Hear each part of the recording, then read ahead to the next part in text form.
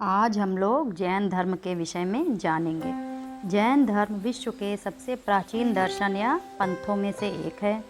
यह भारत की श्रमण परंपरा से निकला है तथा इसके प्रवर्तक 24 तीर्थंकर हैं, जिनमें प्रथम तीर्थंकर भगवान ऋषभदेव, जिन्हें आदिनाथ भी कहा जाता है, तथा अंतिम व प्रमुख महावीर स्वामी हैं, जो जिनके अनुयायी हो उन्हें जैन कहते हैं। जैन धर्म की स्थापना का श्रेय ऋषभदेव को दिया जाता है, किंतु जैन धर्म को व्यापकता प्रदान की महावीर स्वामी ने। इनके बचपन का नाम वर्धमान था। वर्धमान कहलाने के पीछे यह मान्यता है कि महावीर स्वामी का जन्म एक विशेष नक्षत्र और शुभ योग में हुआ। इनके जन्म के साथ ही राज्य में खुशहाली और उन्नति हुई थी। महावीर स्वामी का धर्म और सिद्धांत सर्वोदयी कहा जा सकता है, क्योंकि उनका धर्म और सिद्धांत जातिगत भेदभाव से मुक्त था। पूर्व प्रचलित जैन धर्म को संकुचित क्षेत्र से निकालकर व्यापकता महावीर स्वामी ने ही प्रदान की थी। जैन धर्म के संस्थापक एवं प्रथम तीर्थंकर ऋषभदेव थे। जैन धर्म के 23वें तीर्थंकर पार्श्वनाथ थे। पार्श्वनाथ काशी के इक्ष्वाकु वंशीय राजा अश्वसेन के पुत्र थे। पार्श्वनाथ को 30 वर्ष की अवस्था में ही वैराग्य उत्पन्न हुआ, जिस कारण गृह त्याग कर वे सन्यासी हो गए।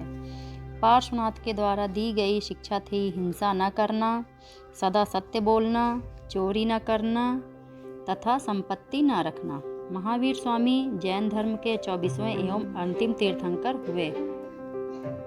महावीर स्वामी का जन्म 540 ईसा पूर्व में कुंडग्राम वैशाली में हुआ था। इनके पिता सिद्धार्थ यात्रिक कुल के सरदार थे और माता त्रिशला लिच्छवी राजा चेटक की बहन थी। महावीर की पत्नी का नाम यशोदा एवं पुत्री का नाम अणोज्जा या प्रियदर्शनी था।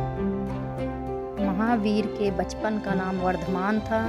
महावीर ने 30 वर्ष की उम्र में माता पिता की मृत्यु के पश्चात अपने बड़े भाई नंदिवर्धन से अनुमति लेकर संन्यास जीवन को स्वीकारा था। 12 वर्षों की कठिन तपस्या के बाद महावीर को जिम्भृक के समीप ऋजुपालिका नदी के तट पर साल वृक्ष के नीचे तपस्या करते हुए संपूर्ण ज्ञान का बोध हुआ। इसी समय से महावीर स्वामी जिन, विजेता, अरहत, पूज्य और निर्ग्रंथ बंधनहीन कहलाए। महावीर ने अपना उपदेश प्राकृत अर्धमागधी भाषा में दिया। महावीर के प्रथम अनुयायी उनके दामाद प्रियदर्शनी के पति जामिल बने। प्रथम जैन भिक्षुणी नरेश दधिवाहन की पुत्री चंपा थी। महावीर के अनुयायियों को मूलतः निग्रंथ कहा जाता था। महावीर ने अपने शिष्यों को 11 गणधरों में विभाजित किया था। आर्य, सुधर्मा अकेला ऐसा गंधर्व था जो महावीर की मृत्यु के बाद भी जीवित रहा और जो जैन धर्म का प्रथम थेरा या मुख्य उपदेशक हुआ। महावीर स्वामी के भिक्षुणी संघ की प्रधान चंदना थी। पहली जैन सभा पाटलिपुत्र में 322 ईसा पूर्व में भद्रबाहु और संभूति विजय के नेतृत्व में हुई।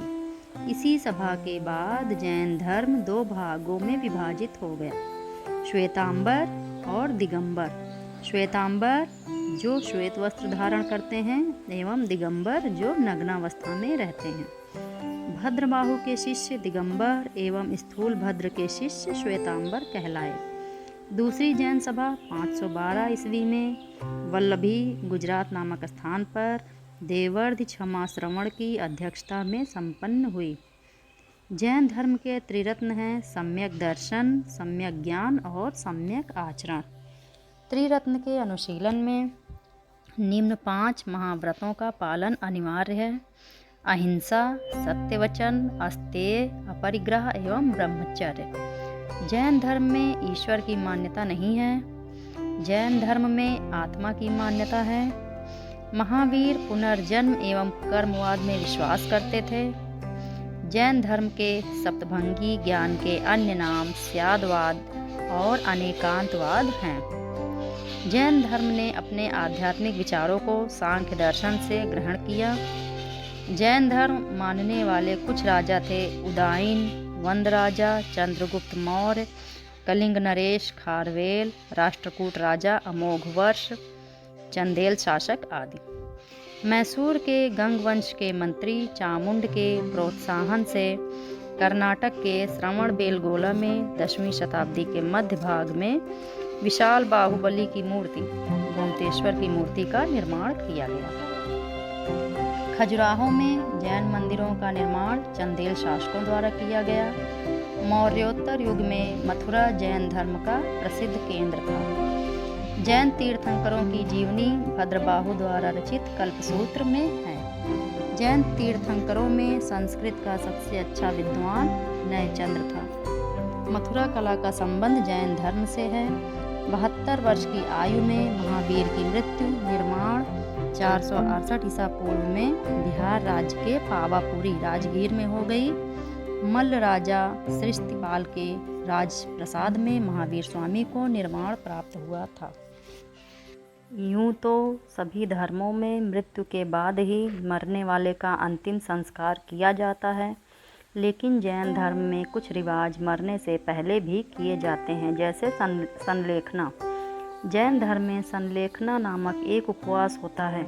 माना जाता है कि यह एक ऐसा उपवास है जिसमें व्यक्ति अपनी मृत्यु स्वयं ही निर्धारित करता है। जैन संप्रदाय में मान्यता है कि इस तरह मोक्ष प्राप्त किया जा सकता है।